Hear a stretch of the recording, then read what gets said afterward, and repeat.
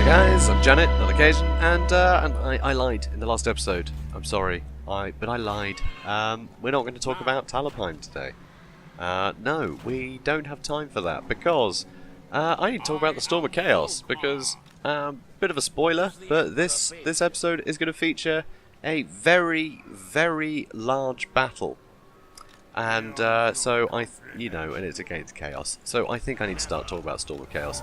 So I'll do that in this episode. If I have to put in a extra episode somewhere along the line to finish up talking about the provinces, then I'll have to. But I think given the size of this battle, it is just the perfect backdrop to talking about the Storm of Chaos. And in the episode after that, I want to talk about Kislev because that's where all of my main guys are. So yeah, so it's got to happen. So I'll fit Talapine in somewhere, I'm just not sure where. But we will. Also Avaland and Ostermark. Step to it. Yeah. So we still got a lot to talk about. And the end is nigh. Yes. But hopefully not for me. So, yeah, let's get to it, shall we? The Storm of Chaos. The world stands on the brink of annihilation. It has done so since the dawn of time, when the great civilization of the Old Ones was destroyed. The gate of the Old Ones that allowed them to travel to distant worlds collapsed, flooding the world with an energy of chaos. Since that time, the world has been doomed to a slow extinction. While the world itself dies its slow death, the fragile civilizations of mortals cling to their existence. They must battle against the corruption of chaos from within, and fight wars to protect themselves from the hordes of chaos gods that constantly seek to overthrow law and order, and turn the whole world into a seething, anarchic realm of chaos. On occasion, and with increasing frequency, the power of the Chaos Gods waxes strong, and magic spills from the collapsed gate in ever greater tides. Mutation runs rife. The twisted beasts of the woods and wilds grow in strength and daring, and the leaders of the world look to the north with fearful eyes. In these times of increasing strength, the numberless hordes that live under the shadow of chaos are stirred from their continual raiding and infighting. Their differences put aside as their gods call them to war. Often, these incursions are short-lived, the hosts of the Dark Gods fracturing into warbands battling amongst themselves as the surge of chaos recedes once more. However, on occasion a great leader arises amongst their ranks, chosen of the gods and binding the tribes together. It is at these times that the world is in its greatest danger, for the united tribes are a force unparalleled in strength and ferocity by any civilized nation. As the winds of magic blow strong and the marauders stir, the armies of chaos gods are further swelled by the most horrific creatures to despoil the world, demons. Sustained by magic, mortal hopes, fears, lusts, and nightmares given form, vast demonic hosts emerge from the realm of chaos, driven forth by the greater demons and demon princes. It is their infernal intent to destroy all in their path, until only they and the gods of chaos rule the world. So here you can see I'm about to start the battle, which is pretty epic. So I've got Kurt Helborg there, I've got the Archlector Volkmar the Grim, I've got Emperor Karl Franz, and I've got Ulbrich the Ironclad, as he's called. That's Ulbrich Haupt Anderson, the Elector Count of Stirland. So that's fun. So unfortunately, he doesn't have I don't think he's got a rune fang, which is sad. I mean, he should do in the lore, but he doesn't in this battle, I don't think. No, neither does Kurt Helborg, I don't think either. They both should have one, but Total War, it doesn't necessarily care about the lore, but still. Anyway, so the battle is about to begin, and I'll tell you what, it is a pretty insane battle. So I hope I don't distract you too much with lore, but that's fun too. Maybe I'll have to watch it twice. I don't know. So the end times. Now a new champion of the gods has arisen to lead the armies of chaos. Archaon, Lord of the End Times, has mustered a force not seen since the Great War against Chaos, and has struck hard and fast towards the heart of the Empire. Hell-bent on the destruction of all that the Empire stands for, his force marches for the city of Middenheim, the greatest bastion of the Old World. The first elements of Archaon's host, led by Surther Lenk, assaulted the frozen lands of Kislev, driving south into the Empire. A great battle was fought around the city of Wolfenburg, but, despite the stalwart defence of the army of Hochland, the servants of Chaos were victorious, and the city sacked. The army was finally broken and Mazhorod, but not without great loss. For a while it seemed as if the storm had been weathered, until grim news arrived from the north. This was not the host of Archaon, but merely a vanguard of the immense force to come. Not only from the north is the Empire threatened, east across the World's Edge Mountains, a horde of Kurgan warriors is poised to launch its attacks, led by Vardek Krom, known as the Conqueror and the self-proclaimed Herald of Archaon. This barbaric horde is ready to cross the Peak Pass and descend with fire and bloodshed on the people of Stirland and Averland. Against them stands Ungrim Ironfist, the Slayer King of Karak Kadrin. Fulfilling ancient oaths of loyalty and duty sworn with the Emperor, the King and his stubborn dwarf warriors must hold the pass so that the Empire can muster its might against the legions of Archaon attacking from the north. It seems a hopeless time, and yet the Empire is not without its own heroes. Boris Todbringer, Count of Middenheim, readies his armies for the storm to come. With him, the followers of the god Ulrich stand, called to arms by their high priest R. Ulrich. Emperor Karl Franz has forged a grand alliance with the High Elves and Dwarves to stand against the Horde of Darkness. And through their combined strength of arms, they perhaps can yet withstand Archaon's fury. And where are the Dwarves and Elves in this battle, I wonder? I could really have done with them in this battle. Anyway, there is also another who would stand between the Empire and the man who would see it desolated in the name of the Dark Gods. He is Voltan, the Exalted of Sigmar, believed by many to be the reincarnation of the man-god himself. None can tell what the gods have fated for the young warrior, or what part he will play in the upcoming war. It is not the Empire alone that is beset by this latest chaos incursion. Far to the west, across the Great Ocean, an old power is rising once again in Nagaroth. Marathi, the Hag Queen, has renewed her ancient pacts with the Prince of Chaos, Slaanesh, and her cult of pleasure is growing again. The Temple of Cain is powerless to resist this new threat, as Marathi once again raids the lands of the Lizardmen for artifacts that will bring her followers dominance over Dark Elf society. Such distractions are painful to the Slann and their warriors, whose energies are bent on holding back the flow of chaos energy and the demons that are spawned from its strength. Though their island is beset by the Drukhai, the High Elves know that should the Empire fall, this would herald the collapse of the Old World, and ultimately their own demise. Though much of their strength is pitted against the Dark Elves ravaging their shores, what fleets are available patrol the Great Ocean and the Sea of Claws, waylaying the Norse longships and that harry the Empire and Bretonnia. The High Elf Sea Guard of Laverne are gathered in strength and seek out the Chaos enemy, attacking them wherever they can be found. It is not only the court of the Phoenix King that recognises that their future is intertwined with that of the Empire. Urged on by the Fey Enchantress, messenger of the Lady of the Lake, King Leoncoeur of Bretonnia has declared a new errantry war. Knights from all across the dukedoms are gathering for the march, eager to prove their worth against the servants of the Chaos Gods. Deep within the Skaven stronghold of Hell Pit, and in the caves beneath Middenheim, another race is stirring again. The Rat Men are on the move once more, looking for any opportunity to further their own schemes. It is said that Deathmaster Snikch of Clan Eshin has returned to the Old World from the Far East, at the command of the Council of 13. What secret mission he has been dispatched on is not known by any, but it is sure that the Skaven will make their presence felt before the fighting is finished. Thus the world is poised on the brink of catastrophic war, and the skills of the generals and the strength of their armies will decide its outcome. In the spring before Archaon's horde descended in force on Middenheim, shortly after the Empire's victory over Surtha Lenk at Mazhorod, Emperor Karl Franz convened a meeting of the rulers of the Empire, in what was to become known as the Conclave of Light. The electors, the leaders of the churches of Sigmar and Ulrich, and the commanders of the armies of the Empire discussed the various courses of action they could follow. They spoke to emissaries from Kislev and from the Dwarfs, and yet they could not agree on the best way to combat the threat from the north.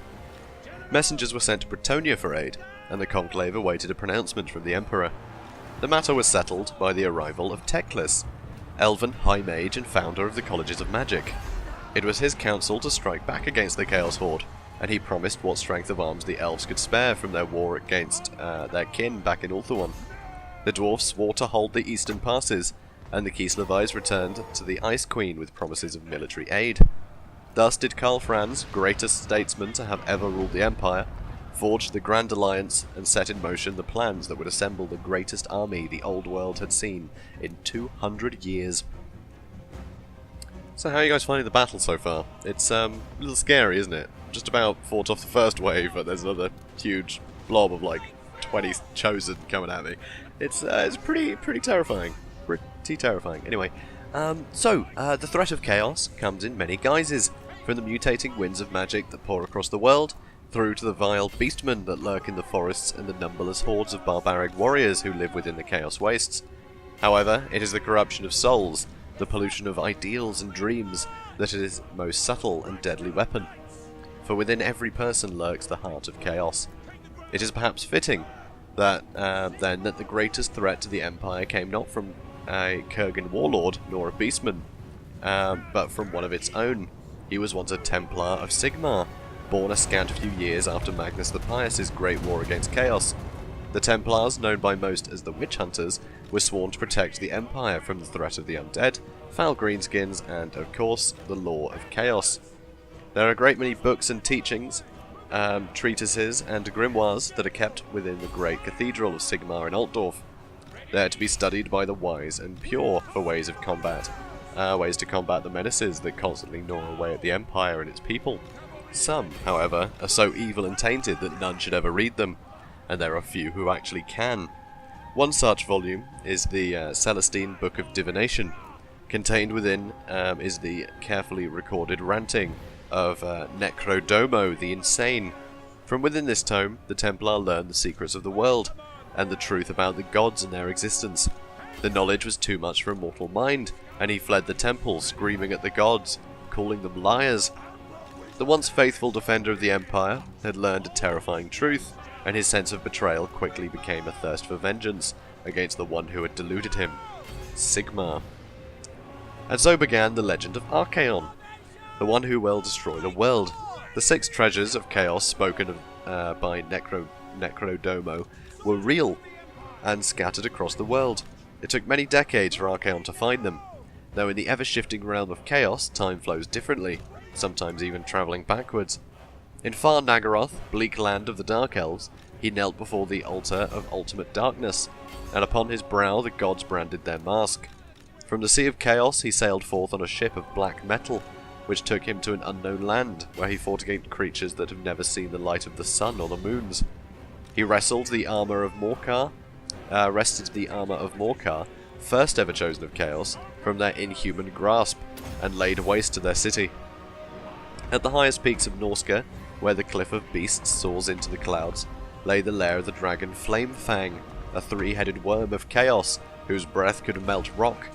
Archaon prevailed over the beast, and from its gut wrenched the fabled Eye of Shirian. That's Eye of Sheeran, not Ed Sheeran. Which he wore as a talisman around his neck. At the foot of the gates of chaos, in the seething heart of the Northlands, he battled a dozen other champions for the right to tame the great demonic steed, Wisorach. Yeah. It's W''S O''R''A''Y''C'. So, I don't know, make up your mind. The steed of the apocalypse. So, nice little apocalypse steed there. You know, fun little pet. On the Chimera Plateau, Archaon seized the Slayer of Kings, a sword containing the essence of a demon prince, from the dead grasp of the most ancient and powerful of the dragon ogres. Or so the legends of the North tell. Others claim that Archaon soared to the moon on wings made of liquid gold, and wrestled a 6-winged wyvern. Or that he stole Wisorach, like the horse, from the stables of the demon prince, Agramon. For certain, truth and myth in equal measure surround the epic quest of Archaon to prove his right to become the most powerful champion of the Dark Gods. In the latter days of his quest, Archaon's followers had grown in number, and his warband, the Swords of Chaos, were feared throughout the Northlands. In time, many tribes had sworn their allegiance to his cause, and his army swelled. And yet, though his host grew in strength with every passing season, the gods still did not show their favour by granting Archaon the final treasure he sought. It was then, as the bitter winter north closed in with a vengeance, that an apparition appeared before Archaon, terrifying of stature and pulsing with arcane energies. The creature was as insubstantial as the freezing wind. The first true demon prince, Be'lakor, had been sent by the gods to guide Archaon to his final task, high in the World's Edge Mountains. Here, atop an icy peak, lies the first shrine to Chaos. It is here that the first immortal bartered his life and soul to the dark gods for power and immortality. What became of the first champion? None know, though it is said he was one of the kings of the tribes of men in the centuries before Sigmar. His battle helm, called the Crown of Domination in the legends of the Norse, Kurgan and Hung, was guarded at the first shrine. Leaving his army in the valleys, Archaon followed the shadowy form of Be'lakor, his demonic mount carrying him tirelessly up the mountain over rock slide and snowdrift. After a day and a half, Archaon stood before the hidden entrance to the first shrine, concealed by powerful magics in a cliff face inaccessible to any mortal creature. As Archaon moved closer, the illusions disappeared to reveal a massive double gate inscribed with twisting runes that gnawed at his sanity. Following Be'lakor, Archaon entered as the great doors swung open, the howling wind carrying the screaming and moaning of infernal souls into the darkness strode Archaon, and in turn the gods visited him with all manner of trials to overcome. He fought against flying demons atop a platform floating in a great bottomless cavern, and was visited by hallucinations and poxes by great Nurgle. Magical flames scorched his flesh, and he was tempted by visions of his great conquest. Yet he fought back his pride, for the law of Tzeentch, to put himself before the gods' demands was a subtle trap to prove his worth. Slaanesh himself, the dark prince that none can resist, appeared before Archaon and offered him a throne by his side and eternal gratification. Sorely tempted, Archaon achieved what no mortal had done before, and refused the laws laid before him. Archaon's final trial took place on a narrow causeway, crossing a giant lake of blood and skulls. Here he faced the greatest of the Chaos God's warriors, a bloodthirster of Khorne. Mortal and demon battled furiously, neither able to gain advantage. Archaon finally triumphed by unleashing the power of the demon Azul from within the Slayer of Kings, granting him unholy strength and speed to best the bloodthirster. Almost dead from his wounds, his mind and body all but shattered, Archaon finally claimed the Crown of Domination. As the crown was set upon his head by Be'lakor, a great twin-tailed comet appeared in the sky above. Anointed as the Lord of the End Times, Archaon vowed to destroy the Empire and its false god for all time. So that's pretty impressive. They managed to defeat a bloodthirster.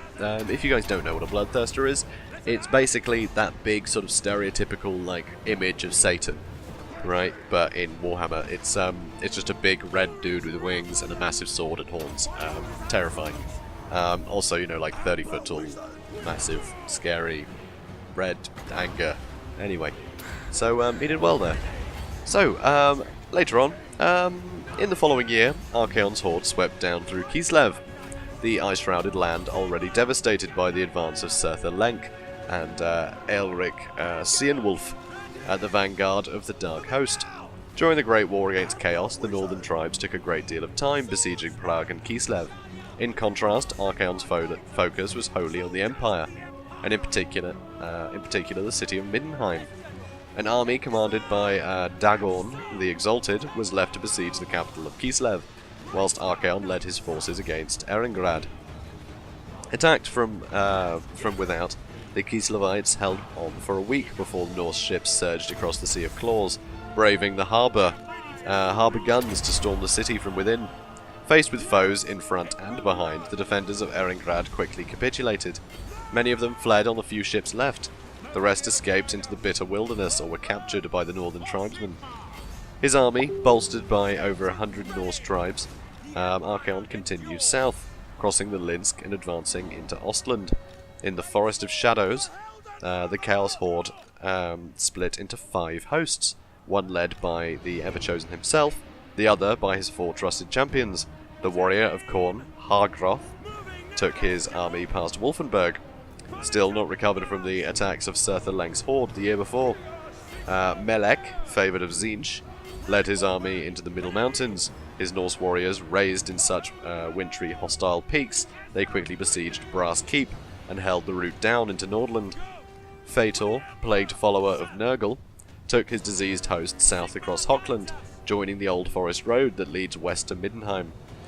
Styrkar, glorious champion of Slaanesh, was dispatched to hold the forest road against armies from the state capitals of Hergig and Talabheim. Archaon himself skirted the Middle Mountains to the south, driving straight for Middenheim. His arrival was not unexpected, his messengers and agents having travelled south with Sir the Length's army the previous year, when an army of Midland militia, aided by Knights of Sigmar's blood, met the vanguard of Archaon's horde. It seemed as if the rapid advance would be halted. However, from the forests a great mob of beasts arose, vile Gors and hounds led by the cunning beast lord Khazrak One-Eye. Having secretly forged an alliance with Archaon, Khazrak had been promised the chance to kill the Elector of Middenheim, Boris Todbringer. With Khazrak's vast knowledge of the Drakwold forests, Archaon's horde was quickly able to cut off the southern approaches to the city. Middenheim was surrounded to the north, east and south, and Norse longships and king ships raided the Nordland coast, tying up vital reinforcements from Salzenmund. Thus was Middenheim isolated from the rest of the Empire, and would have to face the might of the Chaos Army unaided until Karl Franz Volten arrived with the massed army of the Empire. The city of the White Wolf, most impregnable fortress of the Old World, would stand or fall by the strength and courage of its defenders alone. So one thing which I don't think can happen anymore, because I think I've already defeated Archaon in this battle. Hard to keep track, honestly. But Volkmar actually is very relevant here. So, you may have heard earlier that I mentioned that he was dead, in a previous episode. Well, this is why. So, rumour of Archaon's coronation was soon heard in the south, and news of the great threat came to the ears of Volkmar the Grim, Grand Theogonist of the Church of Sigmar. A great warrior priest of the Sigmarite cult, Volkmar was also a talented leader and a canny strategist. Volkmar saw a chance to avert the coming storm of chaos, heading north at the head of an army of fanatical Sigmarites, aided by the Elector Count of Talabheim and his army. Volkmar issued a challenge to Archaon to face him in single combat. Volkmar knew that Archaon could not ignore the challenge, for his position could only be maintained with the fear and respect of his warriors. To show any kind of weakness would invite challenges to his power from within his own ranks. Thus, Archaon met Volkmar's host across a blasted wasteland in the Troll country north of Kislev. The two armies battled long, and borne upon his glowing war altar, the Grand Theogonist charged the ever-chosen of Chaos. Volkmar's bravery is unquestioned, but even with his faith in Sigmar, he could not best the raw power of Chaos that flowed through Archaon. Unleashing the energy of the demon Azul, Archaon slew Volkmar with a single stroke, and smashed asunder the war altar on which he stood. Though the forces of the Empire bravely battled on, they were no match for the fury of the affronted Chaos Lord. Archaon allowed them to retreat, knowing that their return in defeat would sow further discord and misery throughout the Empire. Volkmar's body was left amongst the many others on the unnamed battlefield, the news of his death being greeted in Altdorf by a solemn tolling of bells and mournful prayers of priesthood. A great warrior and leader had been taken from the Empire, and at its most needy time. Now, if you're a big fan of Volkmar, don't worry, he does come back, actually. But yeah, they have a new Grand Theogonist for a while, but I think he turns out to actually be an agent of Chaos. I haven't seen the exact bit of literature that talks about all of that lark, but I've seen references to it in some of the 2nd edition roleplay stuff, mainly the Thousand Thrones campaign book. So yeah, so he did survive that actually. So I can't tell you what he did when he got back, because I don't actually have any books that tell me that. And yeah, I'm loath to look up all the stuff on wikis and things. So I like to get my knowledge firsthand, you know. So anyway, back to Archaon. It would seem by many to be folly for Archaon to assault Middenheim. Dominating the land atop a mile-high rock, the city of the White Wolf is virtually impregnable to siege or assault. Yet Archaon was driven by a burning desire stronger than any wall. His soul burns with a need to destroy the Empire and its false patron god Sigmar. For Archaon, it was not enough to leave the lands devastated, the followers of the man-god slaughtered in the woods and fields. No, Archaon wished for the greatest triumph itself. He would not merely kill the faithful of Sigmar. He would not be content even with destroying the church that had risen in the last 2,000 years to worship him. Archaon sought a greater goal. He wanted to destroy Sigmar's own god, Ulrich. Sigmar was crowned as the first emperor by the High Priest of Ulrich at the Great Temple of Middenheim. Here the eternal flame of Ulrich burns, springing from the ground where the god originally smote the mountain with his great fist. It is said that the flame can tell the faithful from the impure, and that if it should ever die out, the world would be shrouded in everlasting winter. Archaon sought to storm Middenheim and gain entry to the Great Temple itself. He would stand in the eternal flame, corrupting it with his own body, certain that the dark gods would protect him. He would extinguish the flame, and thus usher the end times, that great age of war and death that heralds the final victory of Chaos gods. Thus, Archaon sought to destroy Ulrich and subvert his followers to the dark gods he worships. The Empire would be riven asunder, the great legacy of Sigmar falling into ruin, consigned to be swept up into the realm of chaos for eternity. So, that's novel, isn't it? I'm not sure how much of that is sort of Games Workshop sort of trying to jury-rig a campaign, because as far as I've heard about Storm of Chaos, because it was actually a player-driven narrative, it was decided by battles that people would play, and they'd send Games Workshop the results. So I don't know if there's literally they wanted to have like a final thing in Middenheim, because none of the Chaos players were actually making any progress whatsoever, so they had to put the goal a bit shorter of Altdorf without having to rush through literally the entire of the old world, because Archaon has already bypassed everything to go straight for Middenheim. He didn't even stick around in Kislev or anything, just his minions did all the work. So I don't know how much of that was, Games Workshop sort of jury-rigging a result, I'm not sure. But, still kind of novel, destroy a god's god. That would really undermine it. So that's fun. Okay, so to this point I think I'm definitely going to need to put in an extra episode in the middle here, because Storm of Chaos, there's quite a lot to cover, really. Because I'm not even talking about the results here, really. You're hearing about that with, when I'm talking about the different territories, for the most part. But I do want to talk about, the good guys, not just Archaon's armies, but also there's demons to talk about, the dwarves, and then also, the Von Carsteins, what are they up to? There's a lot of other things to cover, and I'm not going to have time to do it in this episode. So, before I do talk about, probably demons next, maybe? Actually, maybe the Empire. I don't know yet. I'll decide in a couple of minutes. So, I just want to say here, I'm retreating soon. Because you can see what I've got of my initial army still in this battle. It's almost all gone.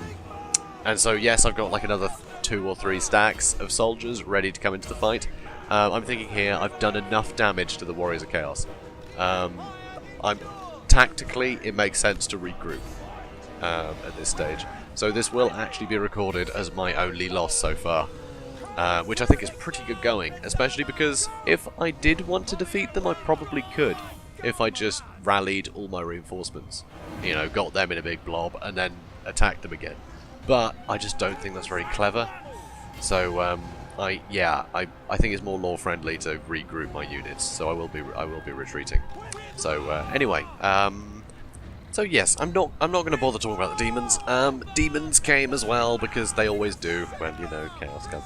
I don't think it's worth dwelling on that too much, except for the fact that Be'lakor was freed from his weird curse when the Crown of Domination was claimed. So he was leading the demons. So pretty cool, good old Be'lakor. Bit of a legend in sort of Demons of Chaos lore. But anyway, so I'm going to talk about the Empire instead, the good guys basically. So the Empire was forged from battle and hardship. Sigmar leading the tribes of men to drive the greenskins from the forests. Since that day, the descendants of those great warriors have waged a constant war to defend their realm from threats of all kinds. Beastmen and goblins from the deep woods raid isolated settlements and trade caravans. Bandits and pirates rob and steal along the roads and rivers. From the mountains, the orcs sally forth on rampages of destruction, and from across the Sea of Claws, Norse raiders bring fire and terror to the fishing villages of the coast. In 2302, more than 200 years before the Storm of Chaos, the Empire was a shattered, divided realm. The electors bickered amongst themselves for the imperial crown, and their armies waged war upon their neighbours more often than the foul beasts of the world. In that time of weakness, the Empire faced its greatest threat. From the north came a great horde of barbarians, the warlord Azavar Kul at their head. Kislev was all but overrun. and the Empire, weakened by centuries of infighting, was broken and vulnerable. It was at this time that a simple warrior priest of Sigmar emerged. Magnus of Nuln was unheard of at the time, but would later become one of the greatest emperors, known in history as Magnus the Pious.